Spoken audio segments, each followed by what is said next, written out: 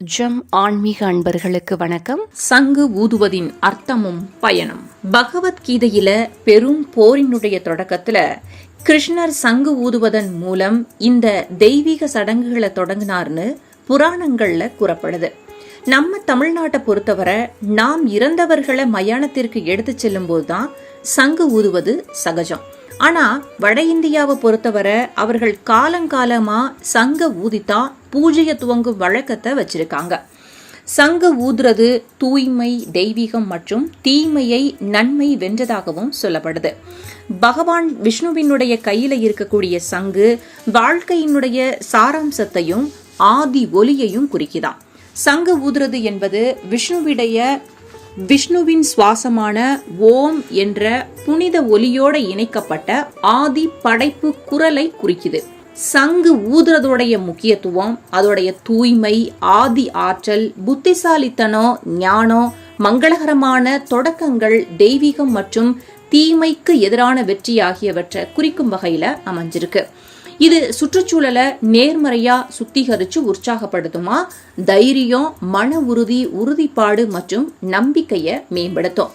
எந்த ஒரு சடங்குக்கும் முன்னாடி 3 முறை சங்கு ஊதுவது எதிர்மறை சக்தியை குறைச்சு, தமஸ் மற்றும் ரஜஸ் அதிர்வுகளை குறைச்சு சத்வ அதிர்வுகளை மேம்படுத்துவதை நோக்கமா வச்சிருக்காங்க.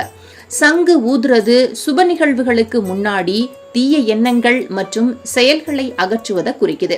சங்கு ஊதுவதன் மற்றொரு நோக்கம் என்னன்னா, அது எதிர்மறை சத்தங்களை மறைச்சு நல்ல ஒலிகளை உருவாக்கி வழிபாட்டிற்கான அமைதியான சூழ்நிலையை உண்டாக்குமா.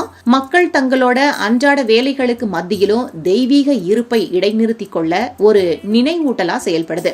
இதை தவிர சங்கு ஊதுறதால பல உடல் ரீதியான ஆரோக்கியமும் நமக்கு கிடைக்குது.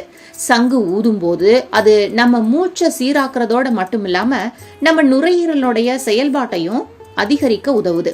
மேலும் சங்கு கிருமிகளை அழிக்கும் தன்மை கொண்டதான். சங்கினுள் சென்று வெளியாகும் காற்று கிருமிகளை அழிக்குமா. இதனால சில வீடுகள்ல சங்க வாசல்ல மாட்டி வச்சிருப்பாங்க. மேலும் கோயில்ல தீர்த்தத்துல சங்க போட்டு வச்சிருப்பாங்க. இது நீர்ல இருக்கக்கூடிய கிருமிகளை அழிச்சுடுமா. சங்கில் இரவு முழுவதும் வச்சிருக்கும் தண்ணீரை குடிச்சா மஞ்சள் காமால, சரும நோய்கள், எலும்புகள், பற்கள், வயிற்று பிரச்சனைகள் போன்ற பல பிரச்சனைகள் தீர்க்கப்படுமா. இதுல கால்சியம், பாஸ்பரஸ், மெக்னீசியம் மற்றும் சல்பர் இருக்கா. நீங்க சங்கு ஊதும் போது உங்க நுரையீரலுடைய தசைகள் விரிஞ்சு அதோட காற்றோட்டத்தினுடைய திறனும் மேம்படுமா. சங்கு ஊதுறதால உங்கள் குரல் வளைகளுக்கு ஒரு சிறந்த பயிற்சியாவும் இருக்குமா. இதனால உங்கள் பேச்சு சிக்கல் இல்லாம சரியாவும் வருமா. இவ்வளவு மகத்துவம் நிறைஞ்ச அற்புதம் நிறைந்த சங்க ஊத விரும்பினா தேர்ச்சி பெற்ற நபரிடம் இருந்து சங்கு ஊதுவதற்கான கலையை கத்துக்கிட்டு பிறகு முயற்சிக்கிறது நல்லதுங்கிறாங்க.